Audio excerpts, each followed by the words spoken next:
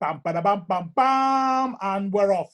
And if you're wondering what bam, bada, bam, bam, bam is, it's because we're cheap and we haven't got a DJ cutting music in and an intro and all of that type of stuff. Yeah, but we're back again. You know, we are the Vinyl Vandals. My name is King Fred. I'm a Vinyl Vandal. Tell you a little bit about the Vinyl Vandals in a minute, but at the moment I'm going to pass you across to my colleague, to my left or right, depends how you're looking at the screen, and he'll introduce himself. Evening, Riddler, back again. Vinyl Vandals resident DJ, live and do the radio show Monday nights. Method Radio now, 7 p.m. Check out. And tonight we've got a UK legend. I think we can say that. Would you like to introduce yourself? Yes, Chrome, representing the No Half Stepping crew here in Norwich on the East Coast. Used to be part of Deftex, part of the Chrome and an Inspired duo, and also the new project Chrome Plus, which I'll tell you about in a bit. MC, DJ, beatmaker, rubbish b-boy, pathetic graph artist, and a massive hip-hop fan. Champion, as they say up here. So, okay, like I said before, my name is King Fred. Who are the Vinyl Vandals? Who are they indeed? By now you should know if you've been listening to the show, but we don't take it for granted. You know, people might have just been stepping across us for the first time. Then they might have tuned in because they've come to listen to what Chrome's got to say because they're a fan. So the Vinyl Vandals are 4 friends. That's me, King Fred, DJ Riddler, Julie and John. And we're a group of friends who like to go to hip-hop shows. That's how we met each other, you know what I mean? We're not long established friends, although we've known each other a long time through going to shows and stuff. And because we live in Newcastle, hip-hop doesn't come to Newcastle very often. We have our own scene up in Newcastle, but hip-hop, you know, as a musical form is in rap music, the artists don't tend to come here. They'll tend to go as far as Manchester, sometimes Leeds. Then they tend to bypass us and go to Edinburgh or Glasgow when the shows have been on. But some have been here in the past. But we haven't got a massive hip-hop scene up here. It tends to be more rock and dance. So we like to just jump in the car when we finish work at 5 o'clock and fly down to Leeds to go to a gig or Manchester and then come back bleary-eyed and have to get up the next day for work. If it's at a weekend, all the better. We can go down and stop and spend the night, which we have done before. And we tend to save that or take time off work if it's like somewhere like London, which we like to go to. And we've been there before. The last time we went to London was for the Run DMC gig. And that's where I met you, Chrome. Yep. So who are the Vinyl Vandals? The Vinyl Vandals, like Riddler says, we have a show every Monday night that Riddler DJs on Method Radio. You can get into that via the MixLR app and search for Method Radio. We also, me and John, we're not DJs, but we're tunes. So we started this week actually on Tuesday this week. We had a show on Method Radio where we did a Northeast hip hop mix, 10th anniversary of Keep the Faith. So we got the albums and we picked were sort of like 18 favorite tracks, and we played them on Method Radio this week. And we'll be doing that once a month. So check us out again in a month's time. Just check us out on Facebook, where you'll find out on there. Over my shoulder here, you'll see the Trainer Detective. That's something else we do, and that's with me, my son. Congratulations to my son, by the way, because he's just got his degree at university in filmmaking, and you know, so I'm very proud of that. So shout out to him. Big up, Asha. Yeah, big up Asha, Fathead Asha.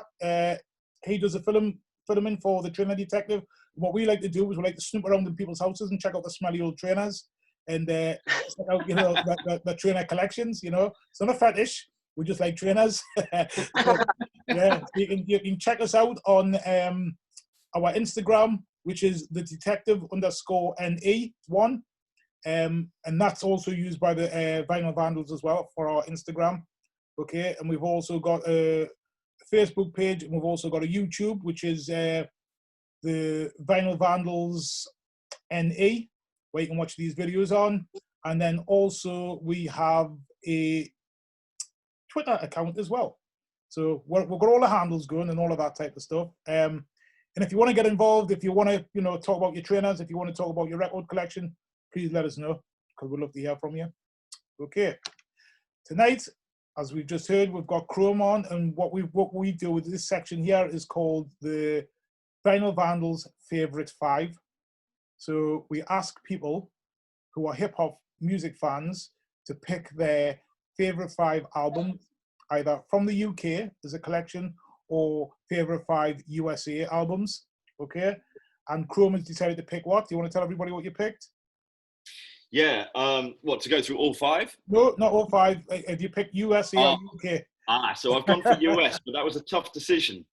And I wasn't totally aware whether it was meant to be a mix or whatever. So I did actually have a couple of UK in there, and Riddler quite quickly went, no, you got to switch them around. So I've gone for US anyway. Champion. Yeah. Just so people know, you say that you pick US or you pick UK, and what you also can't do is you can't cheat. You can't try and slide 5, 6, and 7 in. Sorry, 6, 7, 8 in. Yeah, you can't do that. And what you also can't do is you can't pick compilations either, because that's cheating. No compilations. Yeah. No compilations. Yeah. Try to get more artists in. Yeah. Okay? And you're right, Chrome. It is really hard. Why was it hard? You want to tell us why you think it was hard? Well, I mean, obviously, growing up with hip hop, yeah, I got into US hip hop, but then, you know, through the late 80s, when the Music of Life days, the Cold Sweat Records days, that all became a massive part of my education and what I was really getting inspired by. It's such a huge part of my collection. You know, my UK hip hop collection is pretty big. Yeah. And so those albums like MC Mallow, Thoughts Released, Demon Boys, Recognition, London Posse, Gangster Chronicle, Hijack, you know, those albums, they mean so much to me. Cool, but don't say too much, because we're going to ask you back to do your UK. So, you know, there are plenty more. There are plenty more. But yeah, you know, that's the good thing about the UK hip hop scene. It's vast, and it's, you know, it's there's a lot to pick from. There is. So, yeah. I think when I did mine, me and Riddler both done one each. We've yet to do what other one. So I did UK, Riddler did USA, and I purposely didn't do USA because it was giving us too many nightmares. Because I was just like, I can't. Can I ask you your UK top 5 then? My UK top 5. Yeah, go for it. Yeah, you can find out. Well, I tell you what, go on YouTube and find out yourself. Okay. Straight after this, I'm on it. Straight after this. There you go. There's some nice surprises in there. Riddler and our friend James Watson interviewed me, and they were a bit surprised because I thought I'd pick a certain type of hip hop, UK hip hop, and I didn't. Because what I did was I picked it out of like memories from gigs or memories from when I got an album, and it means so much to us. So I could have picked another 5. I probably would have thought, I knew you would have picked this, I knew that, but I didn't. I picked it for certain reasons. The ones I picked. So no PJ and Duncan. Definitely no PJ and Duncan in there at all. Nah, not at all. There might be some Gaza, Fog on the Time, but you know. Definitely not, by the way. Okay, let's get straight into it. So have you picked USA? Yeah. Have you picked the 1 to 5, or is it just all of them on the same level? Yeah, they're all on the same level, really. I mean, to be fair, there is one in there which I probably would consider my number 1, but we'll get to that. Come on, have that at the end then. Yeah, sure, yeah. All right, cool. Okay, you pick you first one you pick, and let's start talking.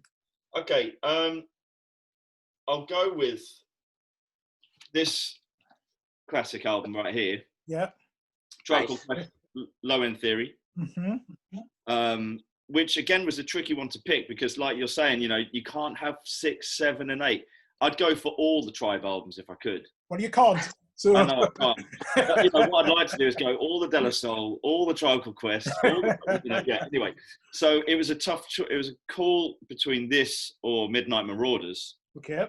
But I say this album because of the change. When this album dropped, it was that absolute change in the sound of hip hop. They completely brought in a whole new sound. I remember literally the week this dropped, they played a gig in Norwich, and I wasn't familiar with the album at that point. Yeah. So, you know, they came on, they did Bugging Out, they did Excursions. And I remember thinking, you know, I was so used to listening to people's instinctive travels, you know what I mean? Like, so Can I Kick It? And Yeah. Footprints and all those amazing funky kind of like all that up tempo, quite positive, happy production, conscious raps. And then they're dropping like the Low End Theory. The crowd are pretty stagnant. Everyone's like, what's going on? Where's Can I Kick It? Where's Bonita Applebum? Yeah. And it was like, but it was so hard. So I remember standing there sort of thinking, wow, this is heavy, but I don't really get it. And it was only after about half a year of listening to that album that all of a sudden I was like, I get this album now. Do you know what I mean? This is some different stuff. Yeah. And that album for me, it changed everything. And you know, all of your Mobb Deeps and your, you know, the sound that sort of eventually became like that boom bap era. Yeah. It's all thanks to that for me. Okay. So, yeah. Interesting theory. Okay. Yeah. For me, you know, I've said this before on record, so but I'll, you know, say it again in case people haven't saw what are my thoughts on it. But I was never a massive Tribe fan. Okay. I've never really got it compared to other people. I'm like, never would diss them. Always bought their albums and that, you know what I mean? So I've got them, but I've never like sort of like, it's not, they're not the ones that I play a lot, or I'm just like, yeah, it's all right. And Okay. it's not that memorable to me. I like a bit more up tempo, a bit more faster sort of. Do you know what I mean? And I used to like a bit more gangstery sort of hip hop back in the day. Do you know what I mean? Just a bit faster, a bit harder. And when that came out, that's the one out of all of them that I like the most. Low End Theory. Yeah, Benita Applebum and the first. Oh yeah, that didn't do it. I'm saying, but that they're not for me really that much. They're all right. Like I say, I would never diss them or anything like that, but they're just not. If you ever came around to my house or you ever come to my car, you're very rare you'll get me play them. Very, very rare. And I've probably got into them more now as I've got older. I think that's the thing. I've got into more sort of jazzy, more slower hip hop as I've got older than I ever did back in the day. You know, that's just me. I think for me with Tribe, I got into listening to a lot of samples when the Ultimate Breaks and Beats albums came out. Our DJ was like, you know, doubling up all of these breaks and beats, and so we got into digging for jazz and funk and a lot of diverse music, not hip hop, at a very young age, you know, late 80s. And so, you know, hearing a lot of that music, I wasn't really tuned into a lot of the like your NWA and stuff like that, a lot of the West Coast scene, a lot of the gangster sort of music that was coming out, I wasn't really tuned into. I was more into the kind of like conscious rap of like the Native Tongues and a lot of the New York sound was kind of what I was into. And so when I was hearing the Low End Theory and then all of a sudden like samples that I'm like, well, I have no idea what that is. It was a whole new discovery of like, oh, I've got to dig even deeper. What the hell are they sampling? Do you know what I mean? Where's that bass line from and all of that? Whereas I wasn't, you know, if I was listening to a lot of the West Coast stuff, like maybe like CMW or I don't know, like King T maybe, I wasn't really sort of getting that feeling from that stuff.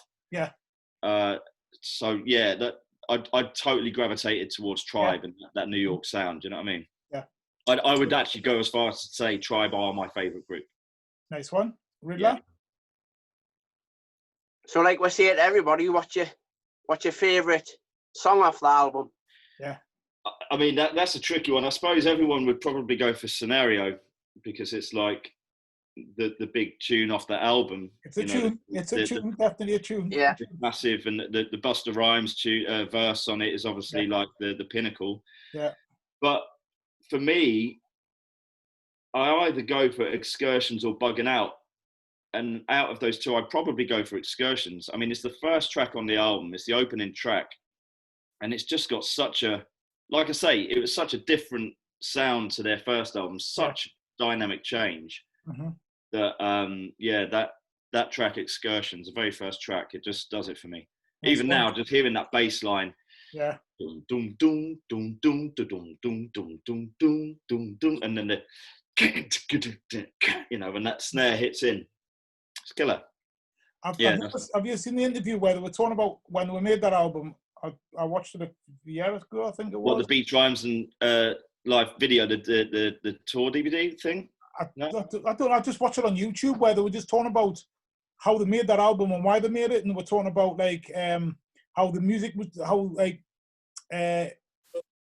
how people listen to music was changing, and it was people who wanted to make sure that when it got played in the Jeep, Yeah, that's it. It wouldn't knock the speakers, and you would get the sound and all of that.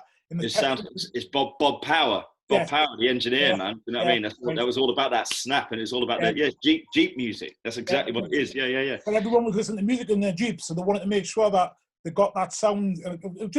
I found it fascinating because I thought, they've really thought about this album, about the listener. They haven't just said, right, this is what we like and we're going to put it out, which is fine. But it's also about how it's going to be interpreted if people are listening to it in a certain way through their car speakers. You know what I mean? In Jeeps and stuff. And I just found it really interesting how they actually thought that out. That was, how they executed it. Which I think like I say, Bob Power is he's the US version of No Sleep Nigel, if you like. You know what I mean? So the UK engineer, and he's responsible for so much. But that sound that they got out of these samples and out of those drums, Q-Tip finding a way to just get the absolute snap of a snare, and just rather than just looping up drums, actually just getting the snap of a snare and the kick and on the MPC was just amazing. It's next level for me. Nice one. I think Smooth talked about exactly the same thing, didn't he, when we interviewed him? Because he chose that album as well. And so who's that? Smooth. Yeah. He's a massive Tribe fan, isn't he? Yeah. So. Oh yeah. Interestingly enough, I think is this about the third time it's been picked now? That album. It's a popular choice. I think that's what I'm saying, Fred. You need to be a Tribe fan, mate. You got. No, well, unfortunately, wait till you see my US one when I do my US one, and you'll know. Okay. Once you've seen what I picked for my US one, you'll know where I'm coming from and why Tribe sort of not really in with that. On that radar. Yeah. Okay. But them choices. It's the beauty of hip hop. It's the beauty of hip hop. It's all that opinion. It's all about opinion. You know what I mean? And I've got to stress, I'm not dissing Tribe. They're just not, they're somewhere down here compared to, you know what I mean? They're right down there compared to other albums that I'd rather listen to. Do you know what I mean? So when I finish work and I stick an album on, they're not the ones I go for. Sure. But I was saying to somebody before that because I've been in lockdown a long time and because I've been in the garden, I have been, sitting in the garden all through the summer. They have been getting played a lot more because, when you're thinking about your neighbours and you're thinking about playing too much you don't want to be playing any Griselda stuff. You don't want stuff that's going to shake the house and it's going to be off the all of that. And just also because I want to be mellowed out because I want to just be sitting there and chill out.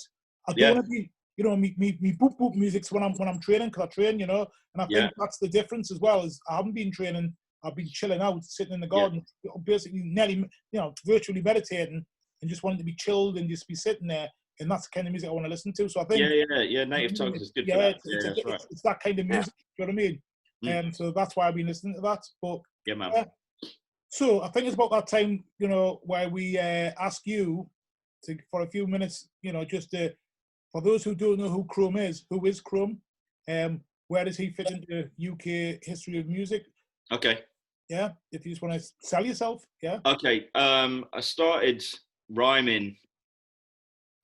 Well, I first penned a verse in 1985. I was about 10, and it was pretty much just after hearing Electro 4 with Sucker MCs on it.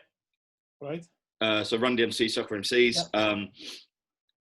I was completely blown away by it and tried to write something, it was obviously complete rubbish, but anyway, from there, it kind of I just got totally, I suppose what it was, I'd been a b-boy before that and got in, as we all were at that age, I got into breaking, but after hearing Sucker MCs, I totally got obsessed with the raps and started trying to listen to more of the rap side of the music rather than the electro side of it.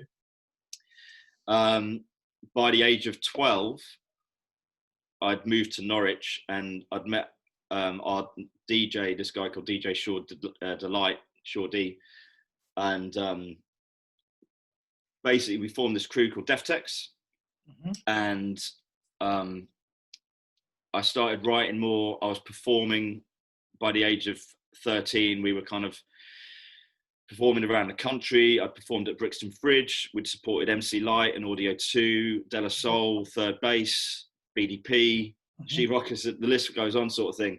Got signed when I was 14, got signed to Virgin Records, well, 10 Records, but Virgin Records. Yeah. And eventually that deal sort of fell away. So we started releasing our own music on a local label in Norwich from a record shop called Soundcrash Records. We released the Master Blaster EP, which Riddler, I don't know whether you've got Yeah, that. I've got it.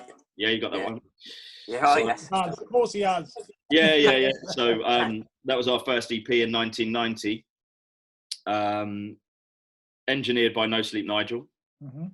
4-track EP, quite hard-hitting, up-tempo, running man shit. Do you know what I mean? Like fast kind of running man music.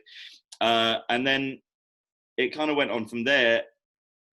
Deftex ran for a long, long time. We ended up with a London label called Sun Records, who put out Styly C, Capo, Mad Dr. X. They had loads of really good stuff. Hunkerberry Finn was on Sun Records. There's a lot of good stuff on that label. And then Deftex eventually ran its course in 2007. So we had a real good innings, you know what I mean, from 1990 to 2007. And then from 2007, I became a solo MC, just as Chrome. Eventually hooked up with my longtime friend, Ill Inspired. So Chrome and Inspired was formed, and we're still going strong. And here we are, you know. Nice one. Okay. Yeah. Okay, cool. We'll come back to your bit of your history and your future as well as we go through.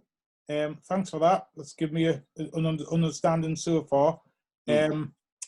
Second album. Second album. Okay. Let's go with this bad boy. You know that? Yeah. Yeah, I've got Confusion. Yeah. Organised Confusion. Second album. Yeah. Again, it was a tough call between this and the first album. This album, yeah. Because the first album is just genius. Releasing Hypnotical Gases is probably in my top 5 tracks of all time. But this album, again, musically is amazing, but more lyrically for me. And as an MC myself, I put Pharoah Monch as my main inspiration. I put him down as my number one MC as my inspiration, but not necessarily my number one MC all round. If you see, I'd probably put that to Rakim. Most people would. Yeah, I probably would. But Pharoah Monch was such an inspiration, especially on this album with the track "Bring It On." I remember the other MC out of Deftex. There's 2 of us.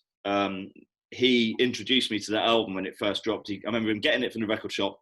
He brought it round, and immediately he just put "Bring It On." And I remember just being like, "What the? Oh my! What is going on? Rewind. Pull that back. Let's just check that."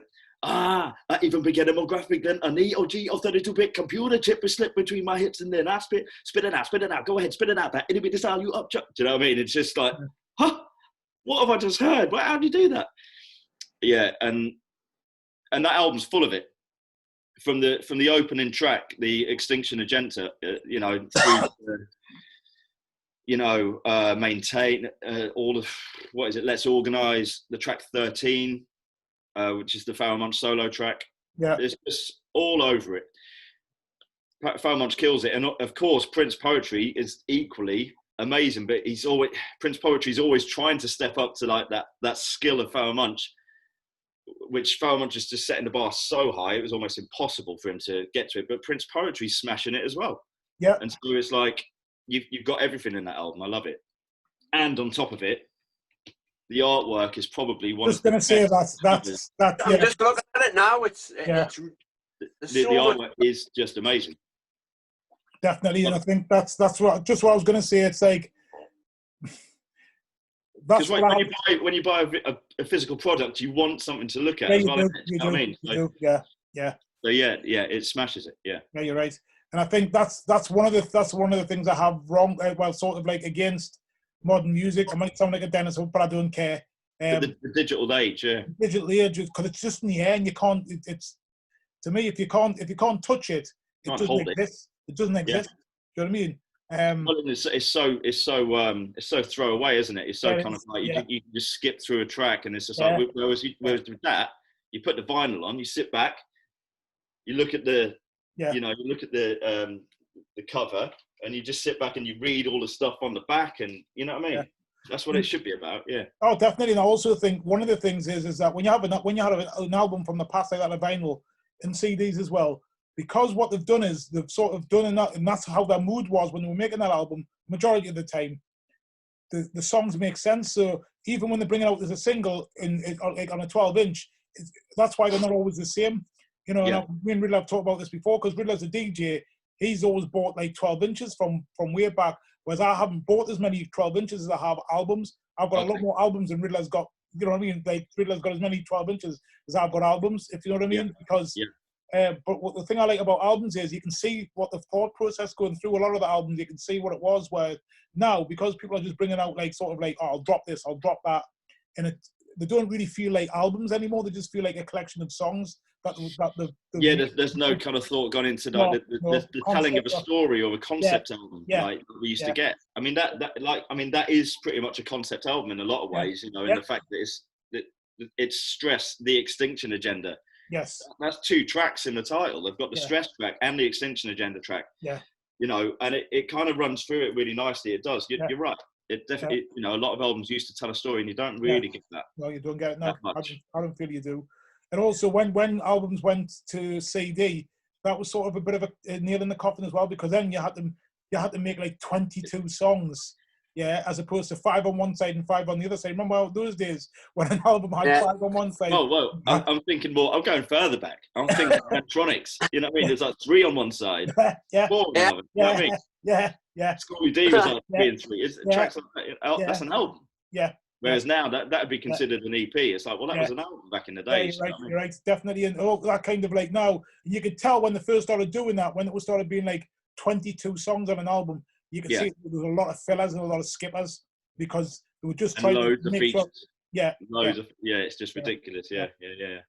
That's why I like the underground UK scene, like what Chrome, Whirlwind, D. The B-line recordings, like stuff like that, because they know they're going to bring an album out, and they know that they're going to have so much space, so they bring out the best song, like one after another. Yeah, do you know?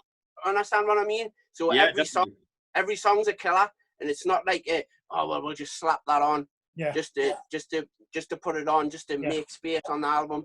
Yeah, I mean the albums that the album that you got behind you, the Dopamine Hit album, and the Chrominel Inspired album, they took that took like 2 years to make. The Chrominel Inspired album took like 3 years to make. You know what I mean? Yeah. It's not something that we're just kind of like, we've just done a collection of tunes, let's just fling it out. Yeah.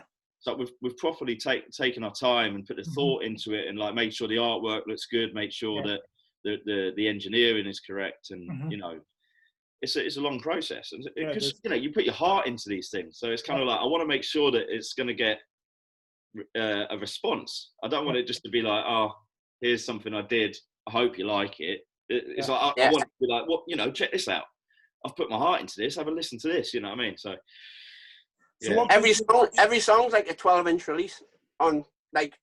Yeah, I mean, I wanted to try and make an album of just like, I just wanted to make it bang. Do you know what I mean? Each track, up tempo, you know, bangers. But I think I was about 70% there with that album.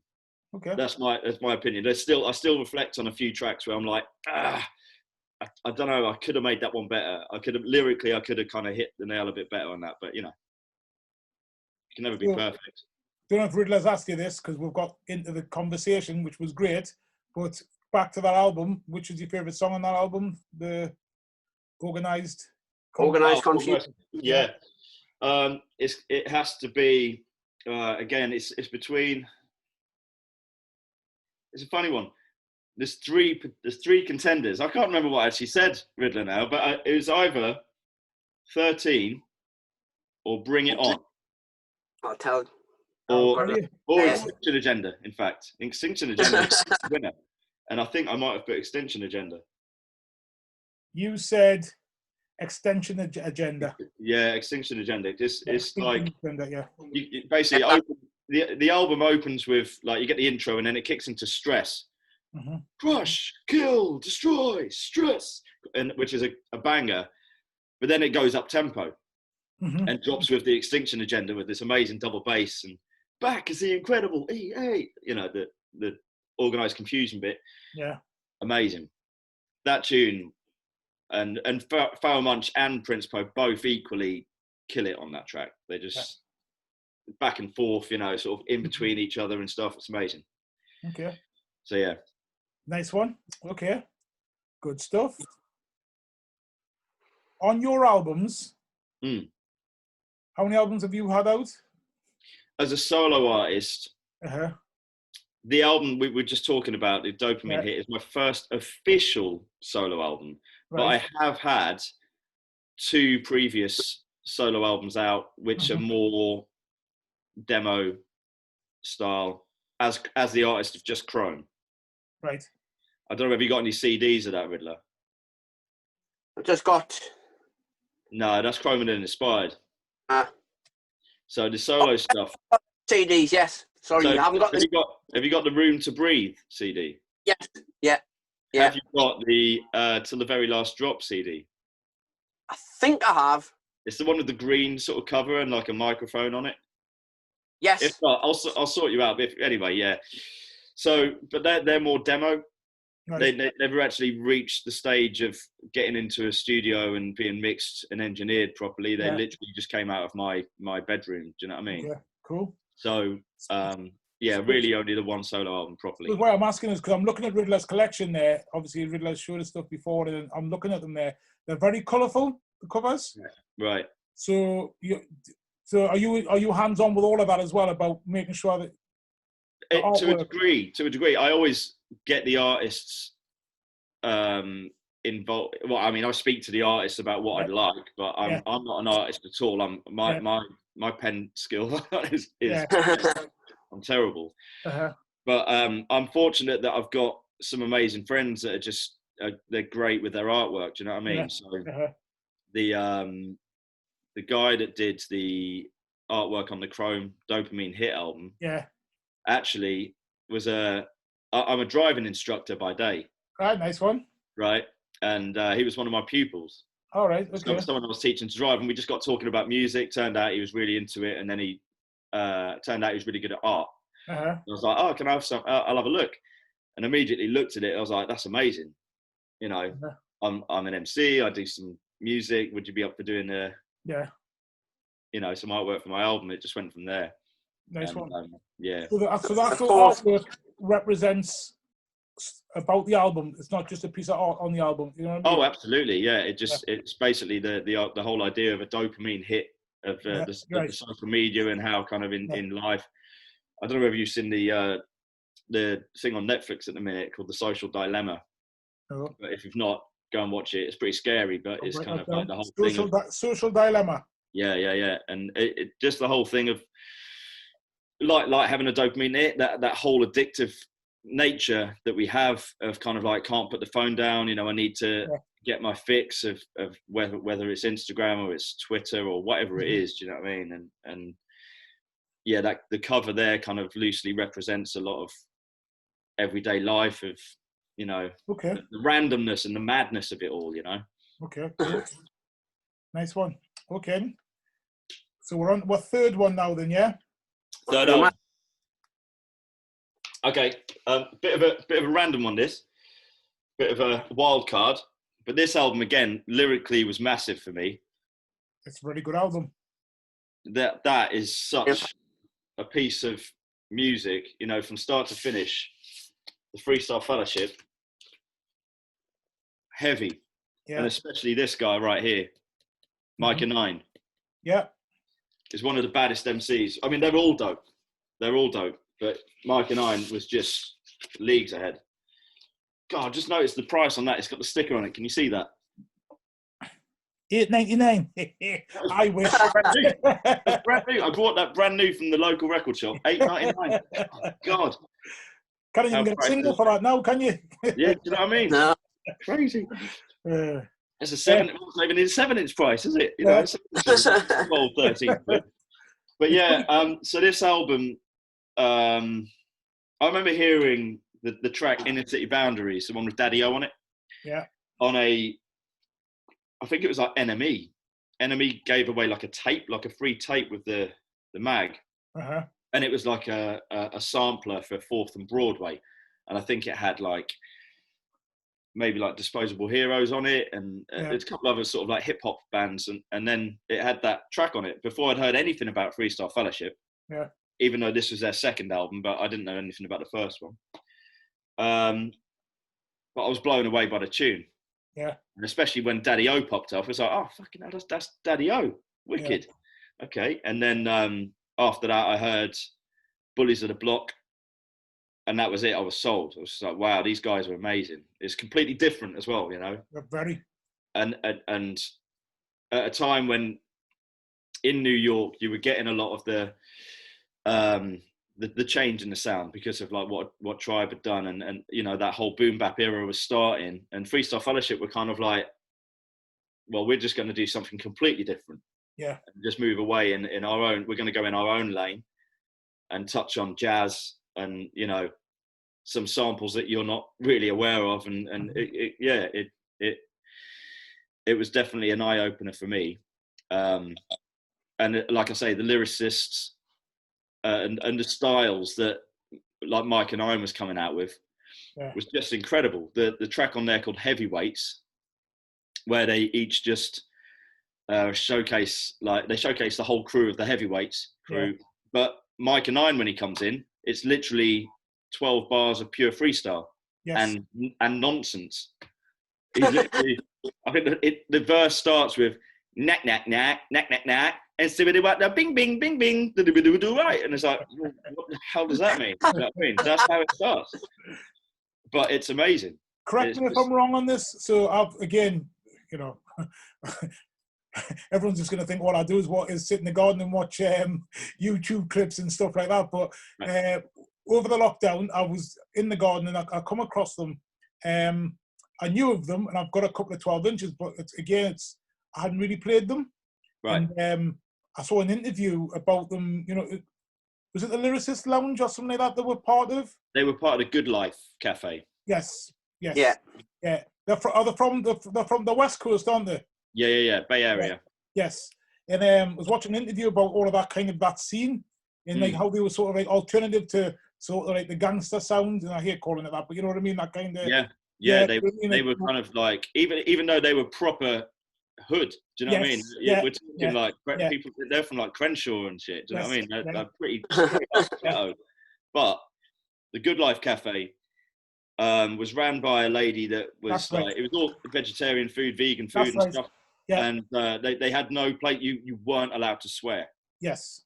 There's no swearing in any of your lyrics. Yes. And it was all about creating and like promoting positive like consciousness, and you know what I mean. There's a good I don't know if you've seen it, but there's a good documentary on YouTube about it.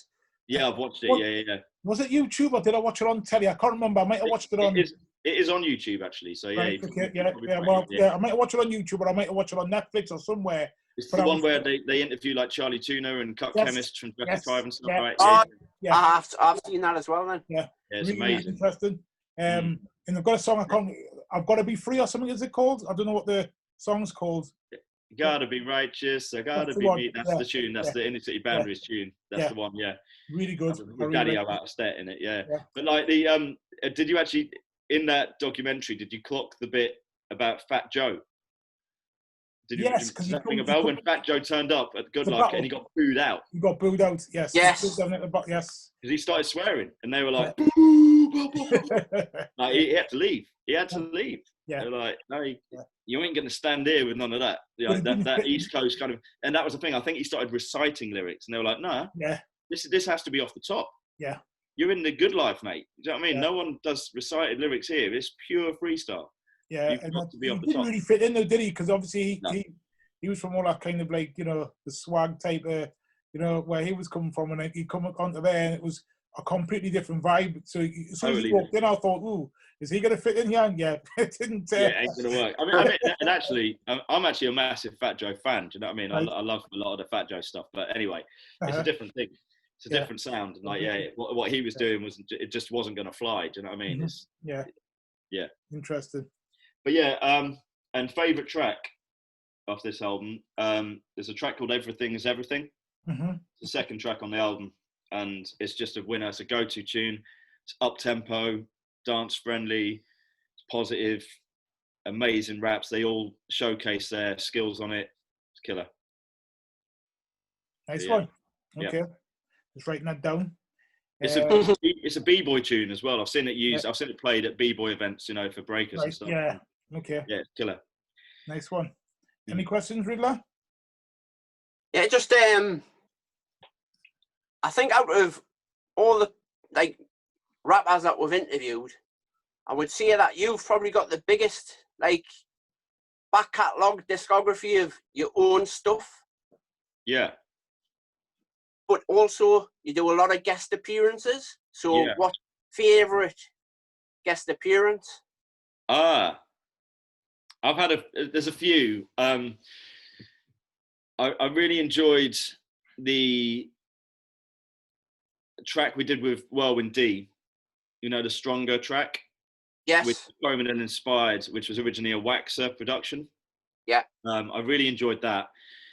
But working with Kashmir, as in Strange You, King Right. Kashmir, on the Beats in Progress track called French Guitar Lessons, was a highlight for me because I always rated King Kashmir. He's amazing. And so to get to work with him was awesome. Being in the studio, recording at the same time as well. It's not like, and this was because this was back in the days before you used to sort of send files over the internet. You know, it was actually you actually go to the studio and meet together, and like, you know, I'd hear him drop his verse and he'd drop mine. We'd sort of like ad lib on each other's and stuff like that. So that was cool. But actually, my favourite feature is the Uncle Mike Nitro tune that I did. With Cure Rock on it and Said G doing the intro, just purely for the fact of like, you can't go wrong, can you? You know what I mean? You got Said G doing the intro. It's like, my work here is done. I'm out. And then Cure Rock comes in after me. I'm just like, he's like a hero. Do you know what I mean? So yeah. That's on his album, isn't it? You are, sorry? It's on Mike Nitro's album. Yeah, Back to Basics it's called. Yeah. It's like it's the really up tempo one. Yeah. And also the fact that originally it was meant to be Band Dog, but Band Dog basically said, I can't do it. You know, for some reason or another, it wasn't right. The timing wasn't right, so he couldn't do it. So I have to thank Chris for that, because it basically gave me a sort of doorway in, and Alex sent me the beat and went, what do you think? Can you do it? As soon as I heard that beat, I literally penned the 24-bar verse there and then, and I recorded it the next day, sent it back to him, and he was like, fucking hell, that was quick. I normally don't work that quick, do you know what I mean? It normally takes me a while, but that was just one of those moments where everything kind of, it just clicked. So yeah, that was a good one. Nice one. Okay, album number 4. Okay. What I'm doing with these albums, it's been like a sort of steady progression. Obviously, you know, when people ask you to do a top 5, it's never going to be easy. Nope. You're never going to be able to go, oh yeah, there you go. I'll go Nas, Tribe Called Quest. I thought about like my journey as an MC. Yeah. And I've kind of gone in the wrong order, because the 5th one I'm going to show you should have really been the first one. But anyway, this one would have been the 5th one. And I'm only picking this album because it's of now at times, if you like. But this Roots album, How I Got Over, is amazing. It's a masterpiece of music, and Black Thought is just a beast, and it still is. Now, do you know, he just doesn't give up, does he? He's literally a Duracell bunny of the rap world. It just carries on. And there's the main tune, the title tune, How I Got Over, is a killer. It's like a I mean, it's Black Thought singing on it. He's like his little ode to Curtis Mayfield or something. Yeah, it's just amazing. And it's not straight up banging hip hop. It's musical. Do you know what I mean? They've touched on kind of some folk music in there, and there's amazing sort of jazz moments and gospel moments. There's all, you know, almost like sort of poppy moments in there as well. So it's like it really crosses over. Yeah. But also hits hard. You know, there are moments when it is just straight up hip hop, and it's like that's banging. Do you know what I mean? So they kind of cover all grounds, as the Roots do. And they're very good at it. So yeah, that's. I think that what I'm trying to get at is that there haven't been many albums over the past decade or so that have just gone, that's amazing. Do you know what I mean? From start to finish, that's a record. Going back to your point, Fred, of like having a record that you can put on and from start to finish just listen to. Do you know what I mean? Because a lot of albums are kind of throwaway and you just pick and choose a track here and there. Yeah. That's one of those albums that I can go back to. Do you know what I mean? And I can just leave the needle playing and it'll just entertain me. So yeah. A question for you then, for both of you, is really, do you think Black Thought gets his props? Not really. I mean, I wouldn't say that he's like underrated, because he's definitely rated, but do you know he's more rated by MCs in that than he is by... Yeah, so he's like an MC's MC, isn't he? Yeah. That's the thing. I mean, he's never on the list, though. He's never on the list, is he? Well, yeah, because, you know, these lists, you know, the peoples that would put your Jay-Z's and your Nas's and your, and Tupac's even, and do you know what I mean? Well, I mean, not our generation, because I'd be going for Rakim, G-Rap, Kane, do you know what I mean? KRS, maybe. That's interesting.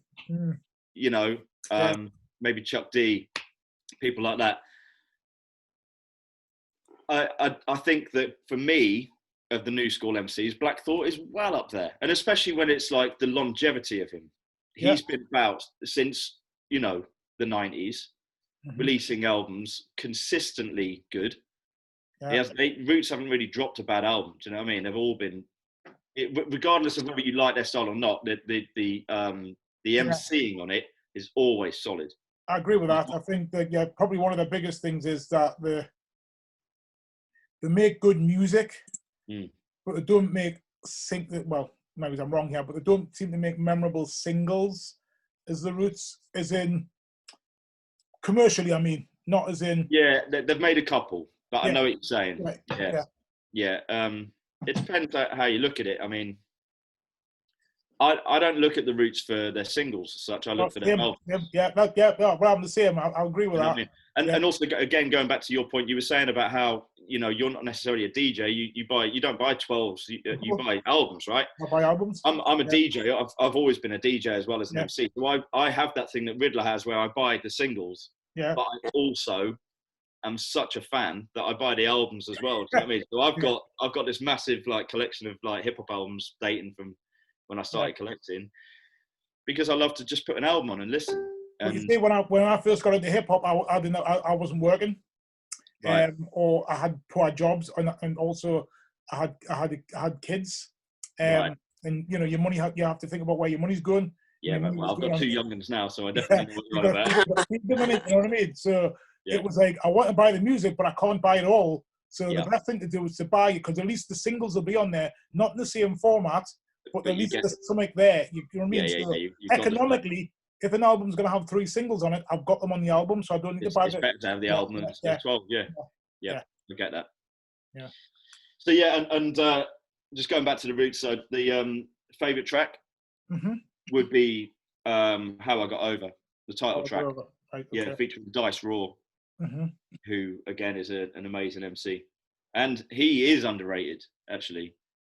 I think Dice Raw's got mad skill. He's got an amazing sounding voice, good flow, lyrically tight. You know, he's very, very poetic, and he's political, and and he doesn't really get the props he deserves. The Roots, How I Got Over. Yeah, I actually met Black Thought in I was on holiday in Brighton, right? And I met up with Arrow and Remark, and we went to Size in Brighton, because great trainer shop, and he was in there buying trainers. Right. And I went straight over to him. He says, "Oh, can I get your phone number? Because I want you to be on one of my projects." Right. Barrow being, because he's you know what he's like. He's confident as anything. Man, confident. Yeah. He anything. Yeah. And he said, "Yeah." And I think he's on that that Philadelphia mix. Mhm. You know what Barrow put? What is? I think he is. I'm sure. It's one of the routes. Yeah, it might be. I'll have to go back to that.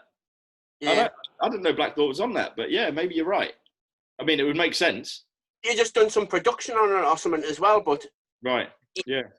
yeah. But Yeah, I'll go and check that. I was like, what, a famous rapper? I met another famous rapper. Amazing. Yeah. Yeah, both as a trainers as well. Nice. Yeah, So- I bet Black Thought is he's properly humble as well, I reckon. Yeah. He was down to earth, like really down to earth. Just Yeah, he does come across like that. Yeah. So, we're nearly there. Yeah, man. Yeah, but before we do, what's in the pipeline for the future for you? What you're working on? What's happening? I know we're in lockdown and you can't do gigs. How frustrating is that? Just speak about all of that. You know. Yeah, it has been. It's been frustrating, especially as last year I just kind of got onto a roll with a band. So I'd started, rather than just being me and a DJ, or me and Inspired and a DJ, I got a band together. So there's myself on vocals, a guitar player, bass player. We had a drummer and DJ, but we've taken the drummer couldn't be involved. So what we've done is we've stripped back the tracks to just the drum breaks, and then the guitar and the bass playing live over the top. Yeah. And then the raps. So then we were literally like nailing our sets, and we started kind of the idea of writing some tunes, and then lockdown happened. But we had like a summer of a few gigs lined up, including a decent festival slot at Latitude, and a few things were kind of it was all kind of clicking together. Yeah. But actually, the good thing is, of course, with lockdown is like it's just given us loads of time. So we've recorded an album under the banner of Chrome Plus. Quite simple, just literally put a plus on the end, Chrome Plus, and we've got 4 tracks ready now, like mixed and kind of like engineered as best as we want them to be. Maybe they might be tweaked here and there, but they're nearly at mastering level. The next stage is we're sort of sending it to labels and waiting to see what comes back. 2 of the tracks in those 4, one is produced by Jar One, who I can see behind you, Riddler, on the shelf there. You've got a Jar 1.7 featuring me on it. So Jar One from France, and that tune's a winner. It's 130 BPM, so well fast. It's drum heavy, loads of cuts on it. It's proper old school style hip hop. And then we've got another tune produced by Mr. Fantastic from Bristol, who releases the AE records. It's his label. He does all of that stuff. That's a bit more sort of down tempo, hard hitting, but kind of rocky. But sounds pretty heavy. And then there's another tune which is a little bit more maybe pop friendly. It's still kind of b-boy friendly. It's up tempo and sort of loads of bongo breaks, but it's a bit more sort of pop friendly. It's got like a sung chorus by the guitarist, and just trying to sort of try new avenues really, and just see where I can take it. So it's still got the element of the old Chrome stuff, and I'm doing some hard hitting stuff, but I'm also kind of switching it up and trying to be a little bit more accessible, maybe radio friendly even. Do you know what I mean? If I dare say it. So that's happening, and obviously because of lockdown, it kind of gave us that time to fit all of that in, which is nice. On top of that, I've been trying to just do lots of DJ streaming, which Facebook's been a nightmare with, as I'm sure you're aware. Yeah, police. We give up. It's a nightmare, isn't it? So I've done the switch to Twitch. Twitch to Twitch. That's the one. Yeah, last night was actually a good one. Well, you were there, right? And it works. It's starting to come around. I mean, I've only been doing it like two or 3 weeks or so. In the first few shows, we're getting like sort of 3 or 4 listeners. Now it's kind of like gone up to 20. Last night they do this thing called Raid. I don't know whether you've seen it, Fred, but you go on there. They have this thing called a Raid. So there might be like one DJ with like 30, 40 odd listeners. Yeah. And once he finishes, one of the guys will just hit Raid onto my channel, and it automatically brings all of their listeners onto my channel. All right, okay, cool. That's now good. I've gone from like 20 to 70 or whatever. Right, yeah. Do you know what I mean? Good. And it's like, whoa. So my nephew's been doing it, so I checked out my nephew on Twitch, and I've checked out Rodney P did a charity thing on there. okay, cool. It's just it's a bit cumbersome to get onto, though, isn't it? Until you. It is a little bit Yeah. different. Yeah, it takes some getting used to. But I'll tell you, once you get into it, it's quite addictive. Right. And you can, and there's a lot of good stuff on there. There's a load of good DJs. Yeah. So yeah. Anyway, that's pretty much where I'm at. Yeah. Nice one. You've got a new 7 out, haven't you, as well? Oh, so I just put out, so because I run the label No Half Stepping, which the first 2 7s were Chrome. Well, this new 7 is a band from Russia called the Rocket Sound Machine, and they play b-boy funk. Mm-hmm. And that 7 sold out pretty much. I've got like 20 odd copies left. So yeah. Nice one. Nice. I've got it. Yeah, man, it's in the post. The It's on its way. It's on its way. The post. In the post, mate. Okay, last one. Okay. So Another one Yes. that keeps reoccurring. yeah, well, it's just it's that good, isn't it? This would be my number 1. Okay. I mean, what's not to like about the Ultramagnetic MCs? I've got it nicely signed up as well. You can just about see said. Yeah.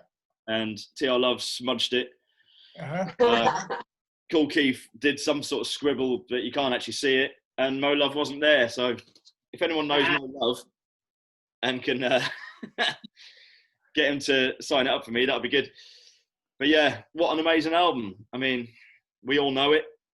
It's... do it. You're seeing that. You're seeing that. Carry on anyway. Okay. You got me there then. I mean, for me, and for most of my friends around here, we all grew up with it. Do you know what I mean? So all those classics of Ego Tripping and Funky and Watch Me Now, and you know, they were just the soundtrack to my youth, really. Before the sort of UK days came about of all the hijack stuff, we were mainly listening to a lot of that. Oh, look at that. You got the 7. Is that the bongos one? Oh, okay. Yeah. That's all right then. I thought you were going to pull out, hey, you've got the chorus line as well. Or was it they're traveling at the speed of thought, is it? And Ego Tripping. Yeah. Nice. Yeah, man.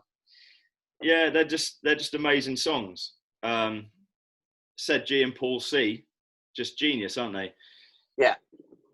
So yeah, the Ultramagnetic MCs. Oh, nice. Yes. That's a touch, Fred. Yeah. And I got this one last week on records. Yeah, the B-sides. Yeah. Yeah. It's okay. It's a remix thing, but it's okay. Yeah, it's got some nice bits on it though. Yeah. Yeah. Just for me, I like them. I've got the album. I've got singles. I've got it on vinyl and I've got it on CD. But I don't get. And I've got to be careful how I say this. I think they're good, but they're cool not. Keith. Then Fred. I've cool. 2 words. Cool. I've heard you. Come on, man. Honestly, I don't even know much about them, to be honest. No, I've never. He wrote the book on how to write raps. I've never really checked them out. I've got nothing by Cool Keith except Ultramagnetic stuff. I mean, Cool Keith's he's a crazy genius. Right. Yeah. He's a mad scientist. Interesting. I just don't get it. I don't get why everybody really goes on and on and on about that. Just think it's all right, but it's not. I'm not a massive fan. Okay, fair enough. Again, that's the beauty of hip hop, isn't it? And it's like what one's man. What was it? One man's one man's meat is another man's poison. There you go. Yeah. So, I mean, for me, and especially at the time when this dropped, what was it? 88. Yeah. I think. Late 80s. Yeah. And of course, before this album dropped, the 12s had already been out. So the singles of Watch Me Now, Ease Back, and, you know, Ego. Traveling at the Speed of Thought, Ego Tripping, they'd all come out. So a lot of the tracks we'd heard them. But then there was those extra ones which were like, oh my word, what is that? That's amazing. And it just, even with all of those singles, it just makes the album so good. Yeah. At a time when albums weren't as full as this. You were getting, you know, I'm trying to think of comparisons, but maybe like, let's say the Big Daddy Kane album, Long Live the Kane, right? Which is a peach of an album. But if you remember those Cold Chillin' albums, they'd always have the Marley remixes on. And the Marley remixes weren't ever as good. They'd always be like, he'd put these some crazy dub mixes on or something like that. Because of licensing. Yeah. I think contractually they'd come out on Prism, and Cold Chillin' didn't have the rights to those tracks, so hence he had to do some remixes, and that's why he didn't get the original mixes on the albums, right? And because of that, it messed the albums up. And so there was no real sort of proper full hip hop albums that were solid from start to finish. Yeah, that's but a good point. That for me was the first one that was like, that's a solid album. It's killer, start to finish. Yeah. Favorite track? Ain't It Good to You? Okay. Nice. What's your favorite track again, Riddle, off that album? I think it was Ease Back. Ease Back. Yeah. Yeah, I think I had chose because I chose that one as my USA. It's funny, I think as Whirlwind D did as well, didn't he? Yeah, as we progress to this, there's two albums that keep coming up. It is Tribe. Critical and Tribe. Yeah. Have you not had Nas Illmatic coming up yet? Did we have a Nas yet? I can't remember. I think we have. I can't remember who it was though, because some haven't come out yet. Some haven't come out yet. That would be cool. Have we had a Nas one yet? I don't think we have. Don't think we have had a Nas. It's interesting because a lot of people rate that as their number one, don't they? Oh, you would think so, but we haven't had it yet. Yeah. Well, we'll wait and see, eh? Well, I mean, again, the Nas album, Illmatic, for me is a. We have had Nas. It's a good album. It's a solid album, but it doesn't quite make the top 5 for me. Outlaw Posse picked it. Yes, they did. That's right. Yeah. The Bellow, yeah. Yeah. All right, fair enough. Yeah. Yeah, man. It was either Bellow or KG. I can't remember which one it was because I had them both on at the same time. Cool. Yeah. And did they do US? Did they? Yeah, the US. Yes. Okay. We're gonna get them back though to do UK. Yeah. So, and another thing about that Ultramagnetic MC's album, it must have made more money off the samples than it did in sales, maybe. Yeah. The what? Sorry. The what? Through the Prodigy. Yeah. Because he totally sampled that LP. Oh yeah, Cool Keith's all over the Prodigy. Yeah. That's right. There's loads of it. Well, and other stuff, I should imagine, other breakbeat records that came out around that time that they've sampled like quite a lot of Ultra stuff, whether the other ones are licensed or not. Actually done it. That's the thing. But Prodigy, Keith obviously did it the right way, didn't he? So Liam. Sorry, I'd say Liam because it's Liam's stuff in it. The Prodigy, yeah. But yeah, there you go. There's my 5. Nice one. Great choices. Great choices. I've got every single album that you've mentioned, which I'm always happy when that happens. Because some of the ones that people have picked up, like, well, I haven't got that album. I'll need to go out and get that album and check out what it's about. But I have every single one of the albums you picked. Okay, cool. Yeah. And are there any of the albums that you're thinking you might go back to sort of revisit again, or? All of the albums that you picked, I don't play very often. Sure.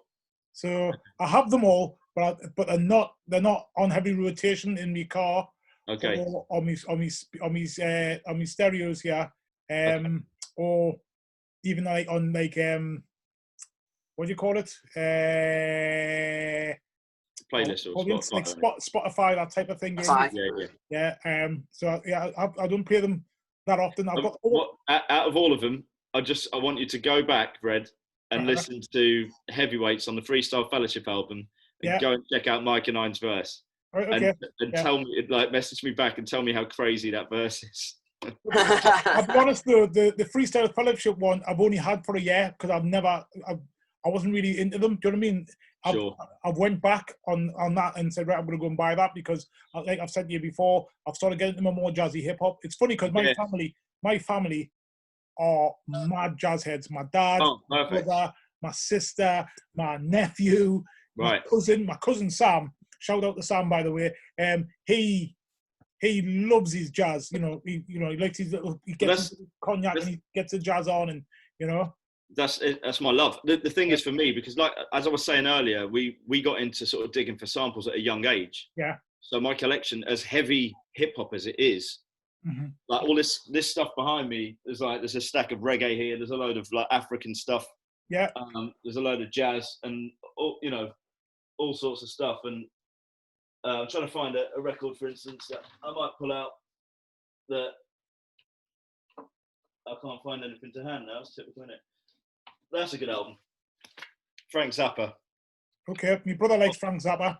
Yeah, but anyway, regardless, my main thing is that, I love all kinds of music, even though I'm a massive hip hop head. I'm deep into my music because I like music that, sounds good to my ears. It doesn't matter what genre it is. It's like, does it sound good to my ears? Then I'm all over it, You might know Fred's uncle's group. Yeah. Osabisa. Osabisa. Oh shit! Yeah, really? Yeah, my dad's two brothers. Yeah. I've got a few. There you go. They are. They're amazing. That's your wow, man. That's big. My dad's two younger brothers. Yeah. Okay. Cool, man. That's impressive. So yeah, that's why there's a lot of heavy jazz influence in my family. I bet. Yeah, they're a wicked band, man. They're a wicked band. Saxophone and trumpeter in the band. Yeah. And sorry, what was he? The trumpeter. My dad's two brothers, so Teddy Orsay and Mac Tonto, trumpeter Mac and Uncle Teddy. Yeah. Okay. I saw a YouTube thing recently with the drummer. Which Solomorphy? Yeah, and he just does like a drum workshop thing. Yeah. Amazing. Yeah. And then they've also they took on my my cousin Frankie. They took him on. So then they had two drummers towards the end. Right. So my cousin Frankie, he's a drummer. He lives in London and he plays drums. So I had him on at the end as well, like to bring him through. Wow. So at one point they had the bongo player, they had the drummer, and then they had another drummer. Yeah. Bad. So, that's nice, man. And a few naughty UK hip hop heads have nicked their music and not paid for it as well, so they need to get paid. Yeah. UK hip hop, man, we're starving artists. Yeah, well, they're starving artists as well, I know, yeah, that's true. That's very true. He's been mentioned tonight. So we're coming what the due is for the family. Okay. Yeah, so Rodney I've never sampled any of those bits, by the way. Just put that out there. I haven't sampled any. Rodney P and MCD, Devon Cream, pay up. Because I know where you nicked it from. Yeah, I'm just saying that. Amazing. Crispy 3 in Manchester, you've got some dues to pay as well. and Remark with the Monkey Sons. The Monkey Sons, you need to pay up as well. Get paid up. You thieves. Nice. I like it. We're sending you a shanty tribe round. Don't worry. Coming for you. Nice one. Okay. Nice. Thanks very much for doing this. Yeah, no worries. Thank you very much yourself. The question that we're going to ask, we'll always ask is, will you come back and do your UK? Absolutely, I'd love to. Yeah, just tell me when. Yeah, about a month's time we'll come back and we'll get you on that. Yeah, man. The Vinyl Vandals, I keep saying it, but I'll say it again. We do this because we're in lockdown and we're bored and we want to keep each other's spirits up, and that's important. In 2 days' time, it's going to be, by the time this goes out, it'll be past, but it's going to be World Mental Health Day. Mental health is very important to us.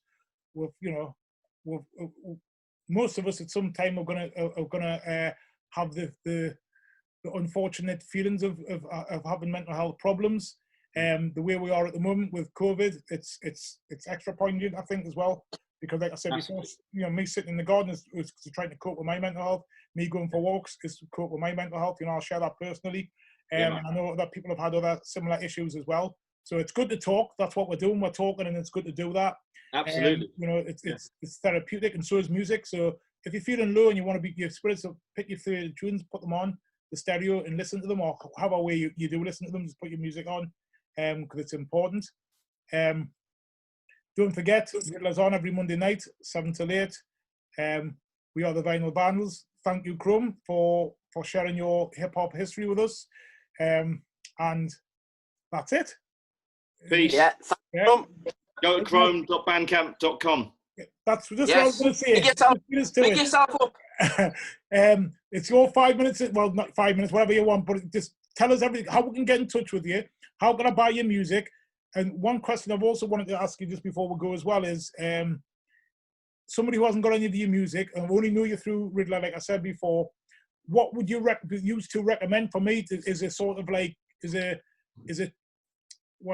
kindergarten dude of your music, what was the best way to get in? Riddler knows what kind of music I like, so Riddler, I'll ask you first actually, what would you recommend for the kind of music that I normally like the faster paced, you know, rip your shit off music? Well, definitely the album Behind Were. That one there. Definitely the album Behind Were, but can you still get that?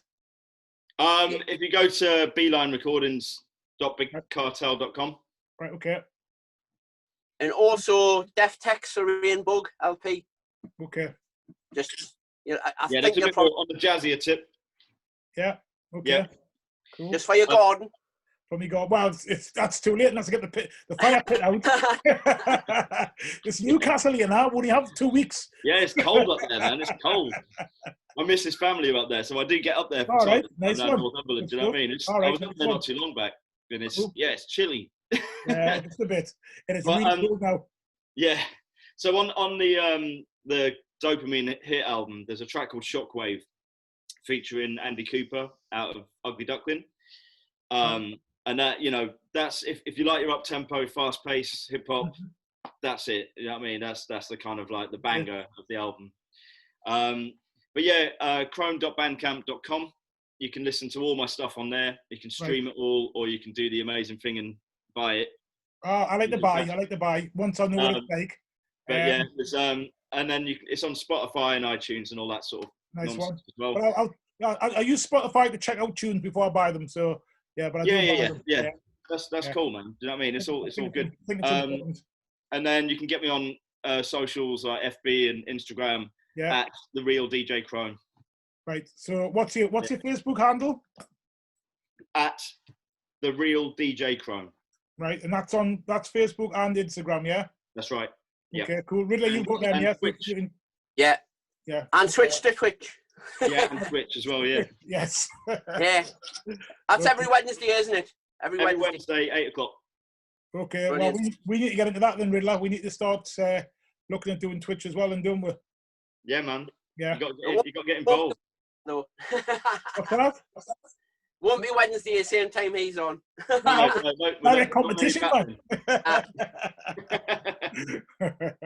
Okay. Guys. Thanks very much. Peace. Wicked. Brilliant. All right. We'll catch up soon, yeah? Take care. Nice one. Thank you. Yes.